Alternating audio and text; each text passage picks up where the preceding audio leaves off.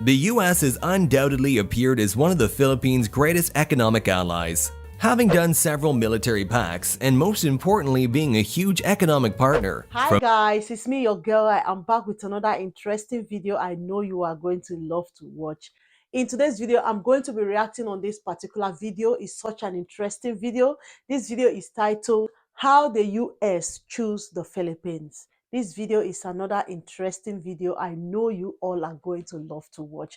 But before I proceed, if you're watching me for the first time, you're new to my platform, you love my reaction videos, you want to see more coming from the Philippines, hit that subscribe button, okay? Don't forget to click the bell icon so you don't get to miss out. This time I bring videos like this your doorstep. So without wasting much of your time, let's dive into this video. Watch it together and discover why the US choose the Philippines, okay?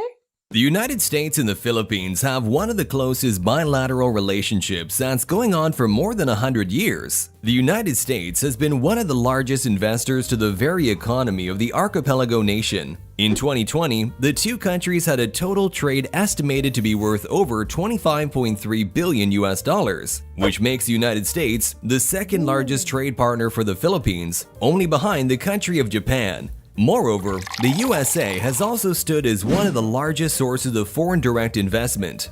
In 2020 alone, it stood out as it emerged as the largest source of it, far surpassing other nations after it invested over $5.2 billion, which is 31.5% of the total foreign investments that year. So how did the US emerge as the Philippines' most strategic and economic ally? The US and the Philippines has a very long history. It dates way back to the 16th century, which makes the Philippines the oldest Asian ethnic group in the United States. But the most significant story in history is when the United States came to rule over the nation from 1898 to 1946. It was a time when several wars were going on and mass developments weren't really on the list. By 1946, when the nation gained independence, it signed several treaties with the US, some of which are tied to military agreements.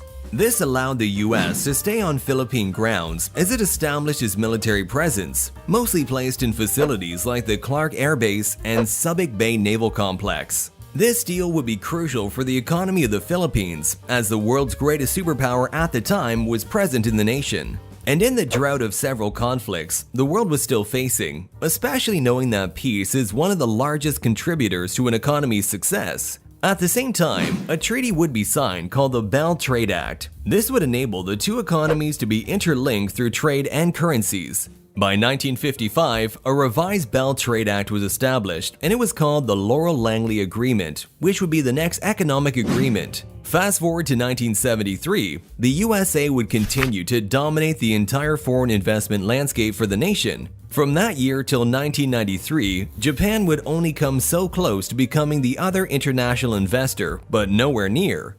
Come the modern day, the US has undoubtedly appeared as one of the Philippines' greatest economic allies, having done several military pacts and most importantly being a huge economic partner. From 1997, the US has started to emerge among the largest foreign investors in the Philippines after it invested over $3.5 billion.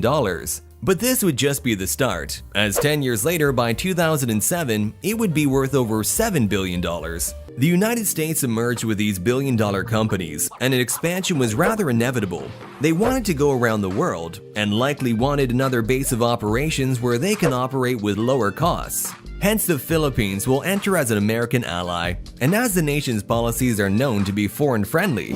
Around the 1950s to 1960s, the FDI from the US shifted from investments in infrastructure, such as transportation, to manufacturing, which by 1966 emerged as the largest source of investments. At the time, items that were up for manufacturing were products such as aluminum, batteries, wires, electrical products, and tires. And come 1970s, the US manufacturing giants entered the nation, such as Intel, then Texas Instruments. And other US corporations would follow decades later and emerge the nation's economy. It has become normal to say that the US has become the largest economic and military ally of the Philippines in the last 100 years. Even in times of hardships, the US Agency for International Development has worked in the country to provide aid.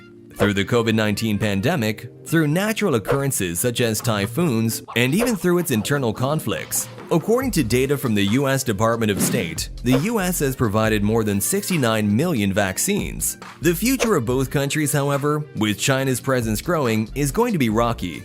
But with the right approaches, ties with the US can still be sustained. Alright guys, let me know what you think about this video in the comment section. Now I see why the relationship between the Philippines and the US is so tight. It's not something that started yesterday, but it has been there for decades. Let me know what you think about this video in the comment section. See you all on my next one. Bye.